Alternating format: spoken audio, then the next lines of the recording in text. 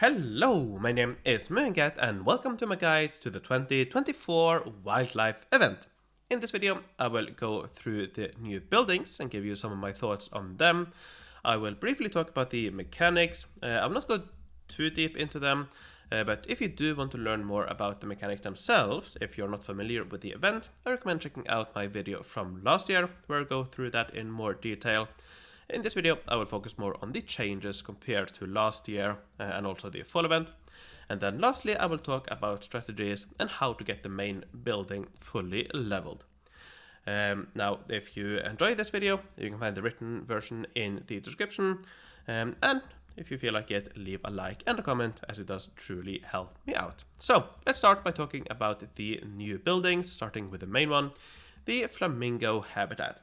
This is a 5x4 building. It has 13 levels. The last two are the silver and golden levels. The naming scheme is a little bit different this time around. The silver upgrade is called Serene Flamingo Habitat, nothing unusual there. But the golden one, instead of swapping out this Serene again, it's now Serene Flamingo Paradise. I find this a little bit confusing, but it is what it is. So at the final level, it is Paradise instead of Habitat. Anyways, let's look a little bit at the levels. I'll jump right to the level 13.1 and yeah, just to move a little bit quicker. This one produces happiness. It does require a road, which is to be expected. It produces up to 27 forge points, which is definitely very nice. For the size, that is 1.23 per tile. Which is not among the best we've seen recently, but definitely not bad either. It produces a decent amount of goods, up to 80 goods, not too bad. And then it has a random chance of producing fragments for two new buildings that I'll talk about in a moment. It has a chance to produce either fragments of the Habitat Journey Selection Kit, which includes level 1 and upgrade kits for both of these buildings, or it can individually produce the upgrade kits for these two new buildings. Don't quite know why they split it like this, but it is what it is. Now, in addition to that, perhaps the main thing people are wondering about or want to have is attack for attacking army and defense for attacking army. So red attack boosts, both for attack and defense, and also the same boosts again for guild battlegrounds. So just a regular attack boost, it gives between 20 and 25 depending on your age. But then in guild battlegrounds, this is doubled again. You get the same boost there. And same for defense, up to 30% regular defense boost for your attacking army. And then add another 30 or up to 30 in GBG. So especially if you fight in guild battlegrounds, this is a really nice building. If you don't, the attack boosts are definitely not bad, but at around 2.5 combined attack per tile, it's not amazing either. We've seen that in plenty of buildings earlier, so not amazing, but not too bad either. And these two buildings here, as I'll talk about just in a moment, makes it quite a decent building. I would definitely build it. Now, to get it to the final level, you do get, as usual, fragments for the golden and silver upgrade from the level 1 and level 2 buildings. Alright, now let's move on to these two new buildings, the Tapir Trails and Alligator Swamp. I think that's how you pronounce it, sorry if it's not. The first one here is 2x1. It does not require a road, which is quite nice. You can fit this in a lot of awkward places in your city. It does require population, which is something we have started to see a bit more of recently to limit these quite good buildings. It produces up to 4 forge points, which is definitely not bad at all at 2 per tile. It produces some nice amount of goods, and there's random chance of producing fragments for the 300% defense for attacking army boost item, so the black attack boost item. Now you can get either 2 or 4 of these fragments, which are different chances, so on average you need 6 days to get a full of these attack boosts. Whether you use it or sell it, that is up to you, I suppose. Apologies, just needed to cough a little bit. Anyways, in addition to that, this building also produces up to 7% attack for attacking army, which is 3.5 per tile. Definitely not bad at all. And it also produces attack for defending army, up to 9% depending on age, which is 4.5 per tile. So personally, I think this is a really good building, and I can definitely recommend getting it, or to build it once you get it from the main building. Then we have the Alligator Swamp. I'll remove the G later on. Oh, by the way, this is level 2, and this is also for the level 2 version. This is 2x3, so quite a lot bigger, and it also requires a road. It also requires population, like the other one. It produces up to 13 forge points, which is quite nice. 1.86 per tile, not quite up there with the Tapir Trails, but definitely not bad either. It produces a lot of goods and guild goods, both really nice, and also a lot of defense boost, both for attacking army and defending army. In terms of per tile, it is 5 per tile for the attacking army and 6 for the defending army. Definitely not bad at all. So, depending on your needs, I can definitely recommend building both of these. Now, in addition to those, we also have 3 new daily special buildings. So the first one here is the Raccoon Hideout. It's only 1 level. This is 2x1 as well. It does not require a road. This one gives some population, so quite a nice offset to this building here. It gives a nice amount of previous age goods and current age goods. What I find most interesting is the rogue here. So each day it produces 1 rogue. For established players, probably not a big deal, but I think especially for brand new players, this is a really nice production for this building. So if you're just starting at your city, if you don't have your atlas dress yet, I can definitely recommend getting this. In addition to that, it gives up to 3% attack for your attacking army and 3% attack for your defending army. For your regular armies. In addition to that, in Guild Battlegrounds, it gives 2% attack for your attacking army, and in Guild Expedition, it gives 2% attack for your defending army.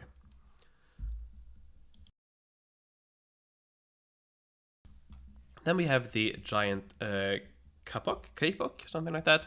It is 2x2. This one does require a road. It also produces population, which is nice. It gives some forge points, up to 5, which if this was a year or 2 ago would be a lot, but these days not that amazing, but still a decent amount of good as well. But most importantly, it gives a lot of attack and defense for your defending army. And in addition to regular attack and defense for your defending army, it also gives exclusive boosts to Guild Expedition. So in total, perhaps not the most amazing numbers, but definitely very nice, especially considering the size. So if you are focusing on defending army stats, for Guild Expedition especially, then this is definitely a nice building. Then we have what is probably my favorite out of these daily special buildings. It is the Blood Lilies. This should be level 1. I'll change that afterwards. Only 1 level. It is 1x1. It does require a road, which is a little bit annoying, but you can probably figure out a way to do it. It also produces population, which is quite nice. It gives 2 forge points, which, considering the size, definitely not too bad. It gives some guild goods, which is nice, but most importantly, it gives attack for your attacking army and defense for your attacking army. And I see that I made another mistake. It gives 2% attack for attacking army in Guild Battlegrounds. So this is Guild Battlegrounds, and this defense for attacking army is also in Guild Battlegrounds. So I'll change that afterwards as well. So especially if you are fighting in Guild Battlegrounds, this is a really nice building. Gives a lot of stats for those. Quite small, but you can definitely find some nice ways, I think, to place it in city. So probably my favorites out of these, unless you're in a new city where I think this will be really nice. Alright, let's move on to the Gold League building. The Garden of Eternal Dreams. You can probably see that hadn't had that much time to put this together. I'll change this as well. But the Garden of Eternal Dreams, it is 4x5. It does not require a road. It produces 80 forge points, which just wow, that is 4 forge points per tile. Just a lot, and especially if you have the blue galaxy, doubling this, a lot of forge points. It also has a lot of goods, 140 in total, 7 per tile. Just a lot in general. Now, as usual these days for the Gold League building, it produces fragments for the main building, both a selection kit and the silver and golden upgrade kit. On average, you need around 100 days to get it fully leveled. So 96 days to get 11 regular levels, and then 107 days to get both the silver and golden upgrades. So just above 100 days per full Flamingo Habitat. If that wasn't enough, it also gives 100% attack and defense for your attacking army, which is 5 per tile each. So overall, really good building, but you do need to land in Gold League to get it. Alright, then we have the grand prizes. Now, the number that we need to keep an eye on, that we have to keep for later on, is 450. So 450 progress is the target that we will need to get the final upgrade kit you need for the main building.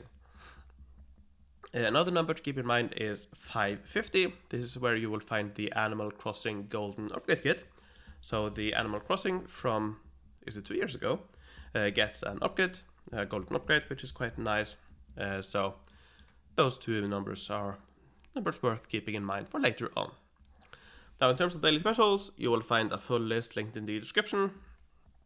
But I think probably my recommendations, not that you have that much of a choice of which you go for, but I prefer the Mountain Reserve, still quite a good one.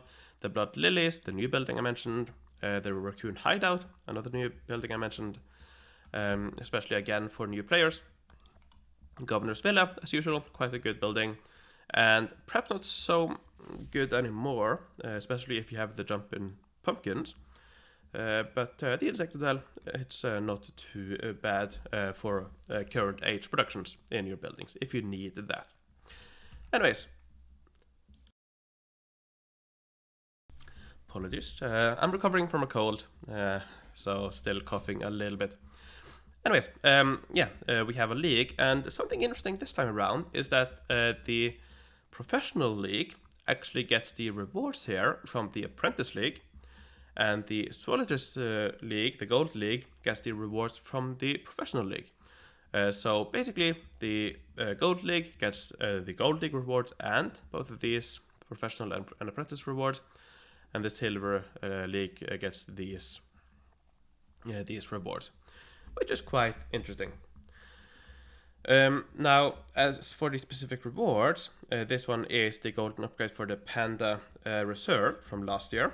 And then in the Silver League, we have an upgrade and a silver upgrade for the main building from this year, as well as the golden upgrade for the Animal Crossing. And then in the Zoologist, we get the new building, avatar, the golden upgrades, and a few other selection kits for buildings. So, that's what you get there. Let's move on. Talk a little bit about the event mechanics. Again, I will not go into the details. You pop blocks, try to drop paws, create big chests, and so on. In terms of currency, you get a little bit more coins than usual. The event, probably should have mentioned this earlier, the event lasts for a full month now, instead of 3 weeks. In terms of tickets, that means you do get a little bit more. In total, you get 115 tickets, plus what you get from rival challenges. More on those in a moment. And most of these are from the daily tickets you generate. So in order to get all of these tickets, you do need to play at least 3 games per day. Now to start the game, nothing new there. The golden ticket still around. You have 5 minutes to use it. Now comes to popping, same thing. The main difference is that the 6-star chest from the fall event continues to be a thing here, and the 5-star chest has been increased from 9 to 10 blocks. Now I'm not 100% sure if these daily special chances here are accurate. These are the ones from the fall event. I wasn't able to double check these, but when the event starts I will update these. But for now at least, I assume these are the same as the fall event. Another change is that the extra moves has been nerfed. Previously it was 10, it is now 5. With that said, I do still think you should use most of your coins for additional moves after games. Then we have the boosters. 2 of them are the same as last year, the hammer and lightning, but we do have a new one with the leafy line. This is quite simple, removes a row of blocks there. So from left to right on the board, removes all the non-paw and chest blocks. And yeah, you start the game with 5 hammers, 2 leafy lines, and 1 lightning. So yeah, here we have some prices. Don't bother to talk too much about that. Okay, rival challenges. These are the new mini challenges. You might remember I made a video not too long ago, and we did have one like a month ago, I think it was. So these will be a mini quest line that will be active for, I think it was 2 days. We don't know specifically what kind of quests you will get here, because they have mentioned that there will be changes compared to beta. But what we do know is that 3 times during the event, for probably around 2 days, you will have a secondary quest line, a rival challenges or mini challenges quest line, where you will have, I think there's 30 quests that you can complete in order to get additional resources to use in the event. So there are 3 of them. We know that all of them will be the same. So after the first one is active on the live server, we will know what to expect for the next 2. But from beta at least, you got a lot of resources from these. You got 10 tickets, 3 golden tickets, you got some coins, and a decent amount of boosters. So I definitely expect these to be really nice to play through, but as we saw in beta, they were also really difficult to complete. So if you want to see more about how they were on beta, I will make, you can find this link in the description. But for the live event, I'm gonna wait to make too much more comments on it until it actually starts. So when it starts, expect a follow-up video where I talk a little bit more about these rival challenges. Alright, let's talk more then about strategies. So nothing has really changed too much from the previous years. First of all, when should you play the minigame? As mentioned, most of the tickets you generate are the freely generated ones. So in order to generate these, you do need to have 3 or fewer tickets in your hand, which means that in practice you should play at least 3 games every day. Now, if you want to maximize for a daily special, ideally you would enter a day with 3 tickets in your hand. But as this resets at midnight, if that's not possible, I would recommend to just play simple and play 3 games at the normal time, or just the same time every day. So in the afternoon, for example, if that works, in the morning if that works for you. Just play 3 games every day if you want the most out of the event. Now, one thing you can do to maximize daily specials a little bit, or the daily specials you want, is to only get the tickets from quests while the daily specials you are interested in are available. So say you want the mountain reserve, then you should wait until that is available. When that is available, then you should play or do quests in order to get these tickets.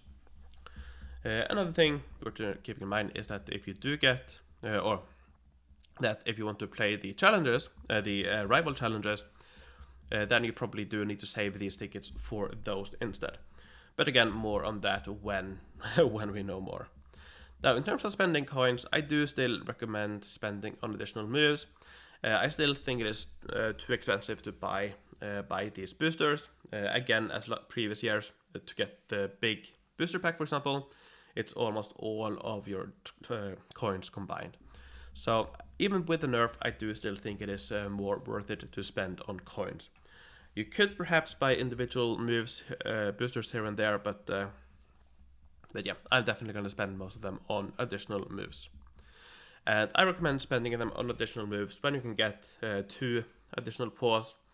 With 5 moves instead of 10, it might be a little bit more challenging, but I do still think that is a good rule of thumb, especially now that we do have more games. So on average, with the coins you have, you can buy 5 additional moves once every 5 boards. Alright, let's then move on to if you can get the main building, the Flamingo Habitat, fully leveled for free. As I mentioned, you need 450 paws, you have 150 tickets, which means you need 3.9 paws per game to get there. That is quite a lot more than previous years. In previous years, this was a little bit above 3, so 3.3 paws per game, around there. So it definitely has gotten a little bit more difficult.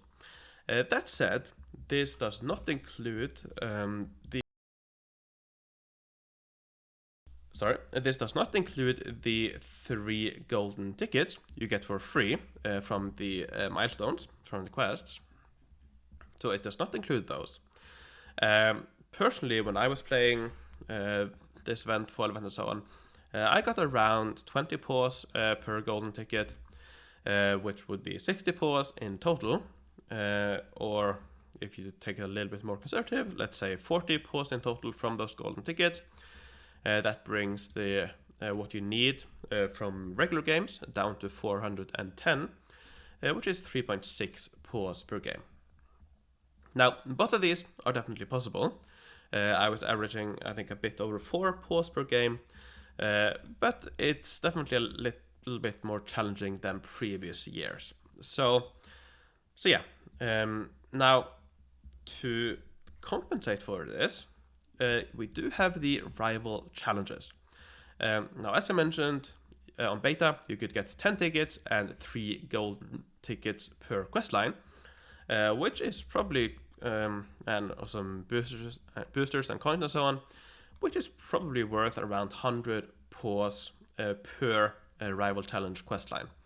Now, these on beta, they were quite difficult to complete, but even if you don't complete all, you should be able to pick up at least some tickets from these. The golden tickets are if you complete the entire thing, so if you are not able to complete them, you can just ignore those. But even if you just play through a few of these rival quests, you should be able to get some tickets, some additional tickets and resources to be able to get a little bit closer to the full building. So I do think that most people should be able to get the Flaming Habitat fully leveled, but you do need to play daily and you do need to focus on paws. So just keep that in mind. It's definitely tighter than in previous years, but it should still be quite possible to do. Alright, now how many daily specials can you expect? This is a little bit hard to estimate, especially considering that I'm not 100% sure if we have the same chances as we had in the fall event. But if we do have the same or similar chances that we had in the fall event, I think you can expect around 1 daily special every other board, somewhere around that. Now, considering we have over 100 boards, that means that you can get possibly over 50, 60 daily specials if you are, if you're not too unlucky. Now, this is just a very rough estimate, but you should be able to get quite a lot. Now, that said, you can't really control what kind of daily specials you want. So yeah, keep that in mind.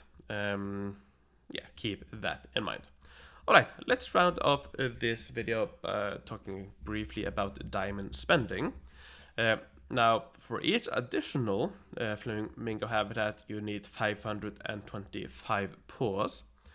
Now, depending on how well you do, how many paws you're able to get per game, that is anywhere from perhaps 20,000 to 30 or even 40,000. I think you can probably land somewhere in this region here. So let's say 20 to 25,000 diamonds, perhaps. Now, yeah, you can, if you are going for at least a second flamingo habitat, then you do also have the league rewards where you can get some of them. So at least for the second one, you don't need as much, but yeah, you can probably expect at least 20,000 in order to get the second flamingo habitat. All right, I think that's more or less what I wanted to talk about. I apologize for the coughing in between. I think I was good enough to mute most of them. It is what it is. Anyways, that's it. Hope you find this helpful. As I mentioned, you can find all of these links in the description. And finally, before I end, let me thank my Patreons. I would like to thank Homestar, Kim Kelly, Ronald8, Dan Simnat, Chanti, Dark Matter, Mylia, CRK, THX, Hugo Count Von Count, Jutta Drenovus, Susan Bice, Rocco, Spike from No Remorse, Atomic, Flowers the Avenger, Ogler, Whiskeymaster, Mar and Sir, Host, Henrik Darklebe, Arel, Mike, Up to the Obsessed, Ruth, Karen, Dennis, Flavius Belisarius, Stumpe, Podger, Misiak77, Niklas, Mike So, Michael, and Early Morning. Thanks a lot for your support. Thanks for watching. Take care, and I will see you in the future. Bye bye.